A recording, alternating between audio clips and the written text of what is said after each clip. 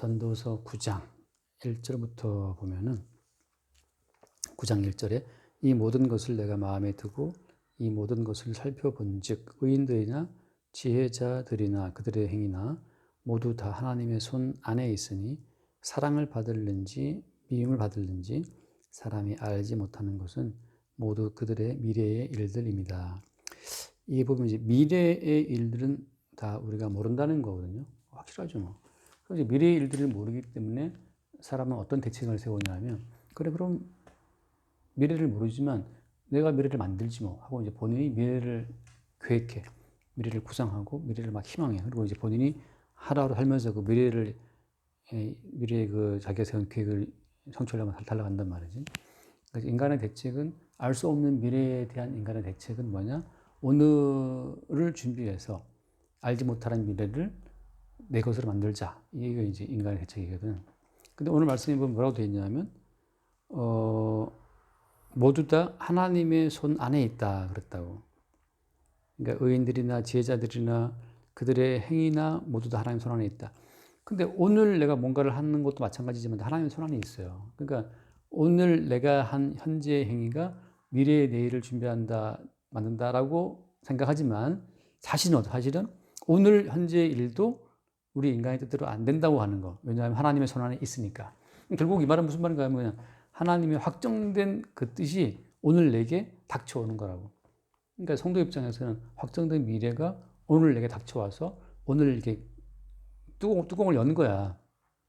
그러니까 뭐 남편하고 싸웠다, 뭐 아내하고 싸웠다, 그 모든 것도 확정되었던 그 미래가 오늘 닥쳐와서 내 뚜껑을 열고 보니까 이제 뭐 서로 싸우기도 하고 그러는 거죠. 근데 또 싸우면서 거기서 그 핵심은 그거예요. 싸우면서 사랑을 받을는지 미움을 받을는지 사람이 알지 못한다라고 하잖아요. 확정된 미래의 방향은 딱 두 가지로 나타나 있거든. 하나가 하나님의 사랑받는 거, 하나님 미움받는 거. 그 두 가지의 길로 모든 사람들은 쫙 가게 되어 있어요. 그러니까 60억 인구가 70억 인구가 있다 하더라도 가는 모든 길은 딱 두 가지야. 하나님의 사랑받는 길, 미움받는 길. 그래서 예를 들면 우리가 그 로마서 9장에서 늘 보는 얘기잖아요. 로마서 9장에 물론 이 이야기를 거부하는 분들은 난 의외였는데 이걸 거부하는 분들이 있더라고요. 그거 왜 거부하는지 난 지금도 아니 말씀을 왜 거부하는지 납득이 안 가는데 정말 당당하게 거부하더라고. 9장 거기 11절에 그랬잖아. 9장 11절에 그 자식들이 아직 나지도 아니하고 무슨 선이나 악을 행하지 아니한 때에 그러니까 이미 존재도 없었고 행위도 없었잖아요. 그죠? 미래를 결정짓는 것은 선악의 행위 자체가 인간에게 있지 않았다는 거지.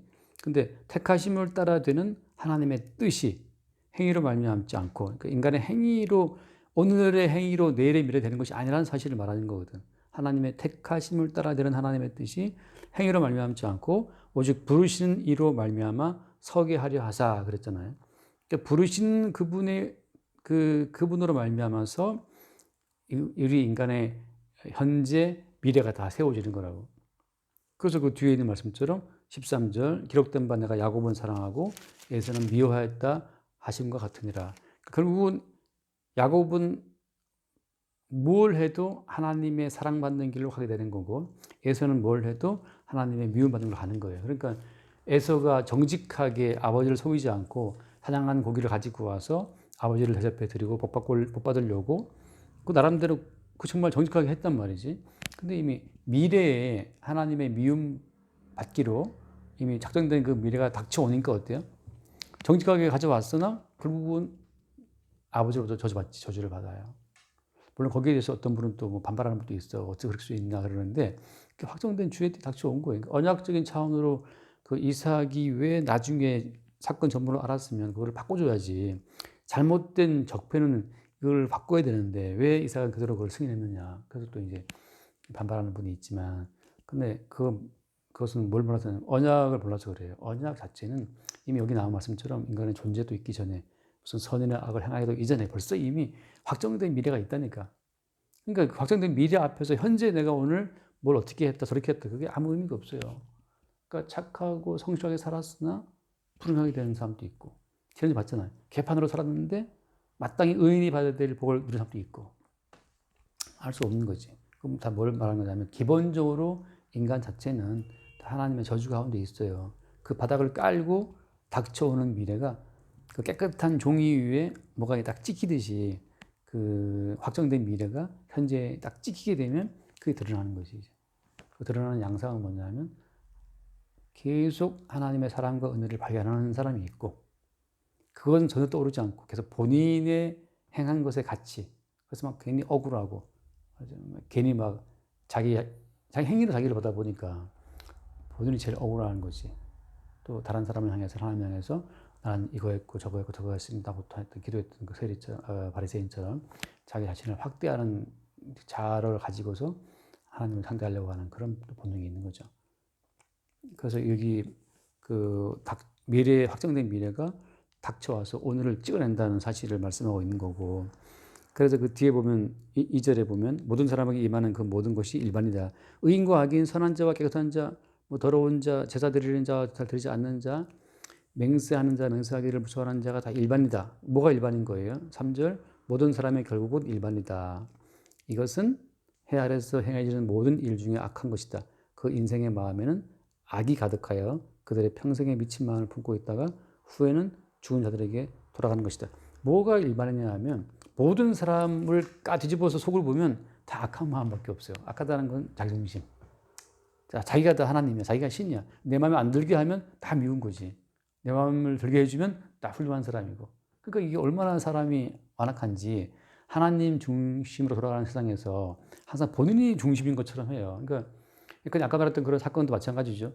그리스도 예수의 주되심을 위해서 벌어진 사건인데 나한테 왜 서운하게 싸우고 나 중심으로 이제 모든 반응을 분석한단 말이지. 그러면 내가 중심에 있고 나 중심으로 모든 반응을 분석하다 보면 다 죽여야 돼. 다 서운한 사람이야. 나한테 잘하려면 사람만 이뻐하다가 또 서운하게 하지 또 죽여야 돼요.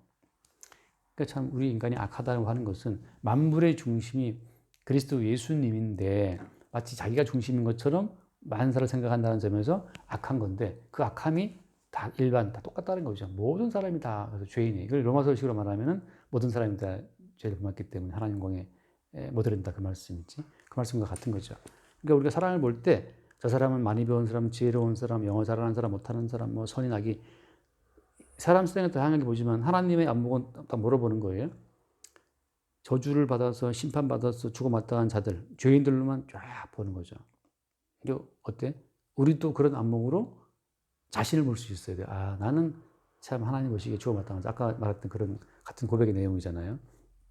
그래서 평생에 미친 마음을 품고 있다가 그러잖아요. 뭐가 미친 마음이야? 미친 마음 자체가 본인이 잘났다는 거지. 본인이 잘났고 내가 의롭고 내 중심으로 나는 잘했다는 거지. 나는 잘했는데 그쪽이 못했고 이런 식으로 이제 나는 하나님 보시기에 최선을 다해 하나님 나한테 서운하게 했다. 그 이제 가인의 마음이란 말이지. 가인의 마음은 주사를 들었는데 안 받아. 왜 안 받아 이 양반 하고 이제 그 본인이 한 거 자체를 인정받아야 된다고 하는 그 생각이 그게 미친 마음이에요. 내가 행하는 모든 행함에 상당한 그 어떤 대가를 받아야 된다고 생각하는 그 마음이 다시 말하면 나에게 그런 존중받아 마땅한 가치가 있다고 생각하는 그 생각이 미친 마음이거든. 이 미친 마음 때문에 사람 죽이는 거야. 그러니까 얼마 전에도 왜 그 무슨 BJ라 그러나? 그 별풍선 뭐 쏘고 하는 그런 거 있다면서요. 근데 그 어떤 남자가 뭐 2천만 원, 1,100만 원인가 샀다면서. 근데 그 여자가 이제 어느 날 타산시켜버렸어. 그래서 이 남자가 가갖고 그 BJ 엄마를 죽였잖아요. 다 죽이려 하다가 엄마 죽였나 봐. 그러니까 그 별풍선 쏘고 돈 쓴 거 자체는 다 어떤 기대감이 있기 때문에 한 건데 그 여자가 딱 잘라버리니까 이제 복수심 때문에 가서 죽인 거 아니에요.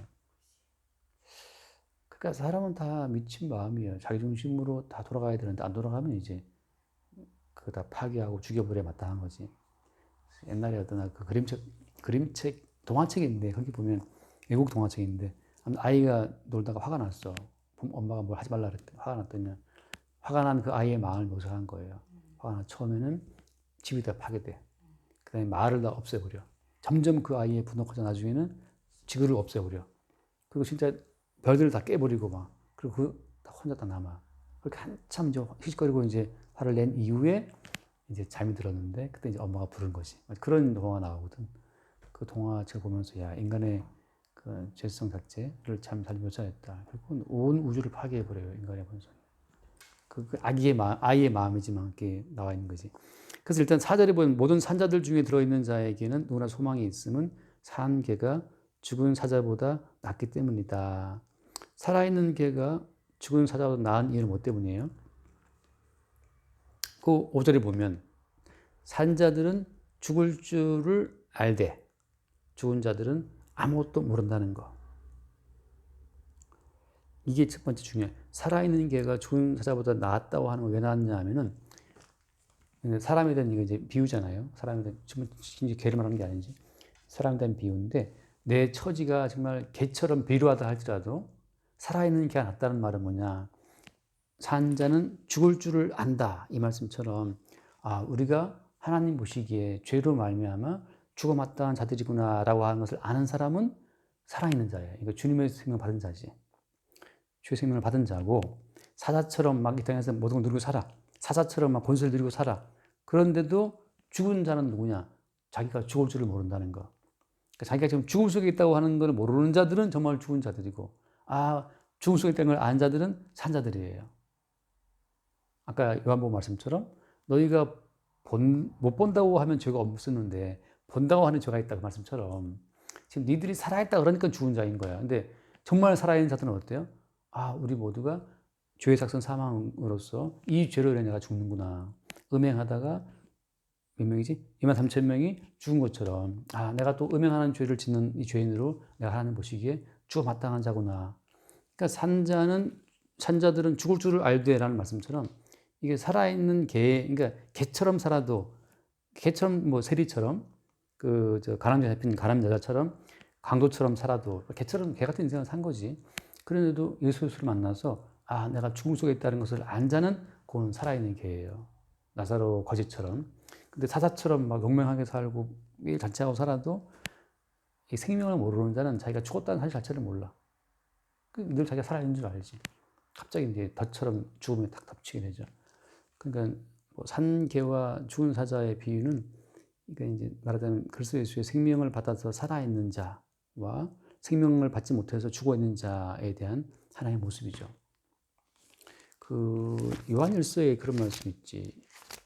요한일서 3장인가?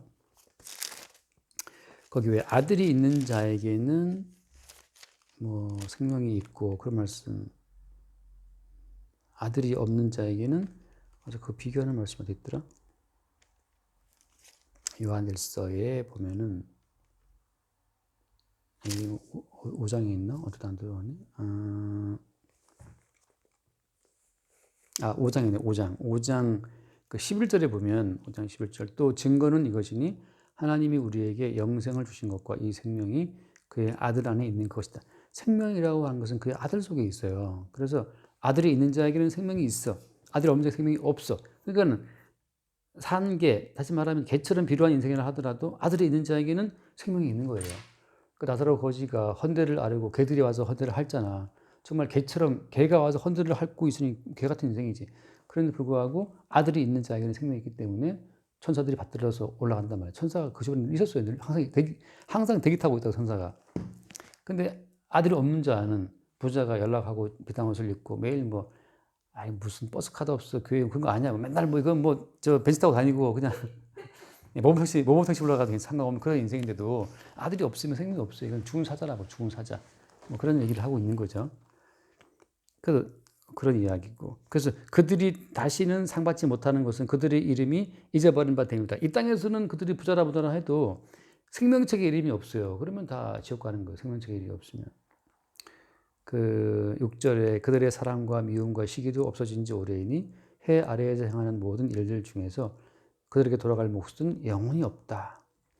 해 아래에서 행하는 모든 일이라는 것은 아까 말한 것처럼 확정된 미래로부터 주어진 현재이기 때문에 한 손바닥 같은 그런 햇빛이라도 그게 확정된 미래에서 그리스도 예수의 희생으로 주어지는 은총의 선물로 햇빛을 내가 받는다면 그 사람은 지금 양지 바른 그 양지에서 햇빛 받고 있는 그 강아지 한 마리처럼 그렇게 비루해 보여도 이미 산 자고 은혜 속에 있는 자죠. 정말 군대에서 그 추운데 한 조각 햇빛이라도 받으면 너무너무 그게 햇빛이 고마운 때가 있거든. 마치 그런 것처럼, 그러니까 여기 있는 말씀처럼 해 아래서 행하는 모든 일 중에서 돌아갈 몫은 없다 했잖아요. 이거 죽은 자한테는 현재 있는 모든 일들이 의미가 아무것도 없어. 있다가 사라지면 그걸로 끝이에요. 그러니까 그 지옥 간 부자는 한 방울의 물이 아쉽잖아. 그렇게 하는 물이 아쉬울 리가 없지, 이 땅에 있을 때는. 근데 지옥 가면 한 방울의 물이 아쉬워요. 이 땅에 들었던 그 모든 것이 그들의 돌아갈 몫은 영원히 없어. 근데 이제 성도의 경우에는 영원한 생수라고 하잖아요. 요한계시록에서 어린 양의 보좌가 그런 데 나오는 생수. 그러니까 천국에서의 모든 생명의 근원은 어린 양의 보좌라고, 대신 죽으신 어린 양의 희생에서 나오는 그 모든 생명으로 우리가 살아간다고 하는 거지. 그 영원한 생명의 원천을 오늘날 현재로 누리고 있는 자들이 성도인 거고. 그러니까 내가 먹는 밥 한 끼나 햇빛 한 조각도 주의 은총으로 주어진 선물로 알고 있으면 그 사람들이 마찬가지 이제 개처럼 비루해 보여도 산자라고 하는 거죠. 그러니까 정말 아니 몇백억 부자가 우리를 보면 진짜 비루한 것들을 보여서 뭐 하나 할 거예요. 왜냐하면 이 쪼다기 예배당 이게 뭐 내가 이게 말 못하겠다 보고 있어. 그러니까 그렇잖아요. 좁은 예배당에서 남들이 보면 지나가다 보면 저들 뭐 하나 비루한 개 같은 것들이 할 수도 있어요. 그런데 또 어떻게 우리는 또 있으면 또 즐겁게 기쁜 거야. 못난 것들이 좀 기쁘다고, 못난 것들이. 그러니까 주의 은혜로 알고 이걸 누리고 있으니까 이것도 그냥 기쁜 거지, 말하자면. 그런 즐거움 속에 있는 거죠. 그래서 오늘 이야기는 확정된 미래가 오늘 주어지는 것 속에서 이미 현재가 결정되고 현재의 어떤 생명의 생명됨이 드러난다고 하는 거죠. 여기까지 합시다. 기도하시고 마칩시다. 주님 감사드립니다. 현재 누리고 있는 모든 것들이 주로부터 온 것임을 날마다 성령을 통해 기억하게 하여 주옵시고 그 은혜 속에 살아갈 수 있도록 늘 인도하여 주옵시길 원합니다. 우리 주 예수 그리스도의 이름으로 기도드립니다. 아멘. 주님 감사합니다. 오직 주 예수의 대신 죽으신 그 어린 양의 희생의 은혜, 그 보좌로부터 생수가 흘러나와 모든 생명과를 맺으며 천국을 기름지게 하는 것 같이 오늘날 현재에도 그 어린 양의 희생으로 주어지는 영생이 우리에게 흘러들어와 현재의 모든 삶을 누리게 하시는 것을 늘 새롭게 바라봅니다. 주여 산 개처럼 취급받더라도 어린 양의 희생으로 주어지는 생명의 가치를 아는 귀한 은혜를 늘 새롭게 발견하고 찬미하게 하여 주옵소서. 우리 주 예수 이름을 기도드립니다. 아멘. 수고하셨습니다.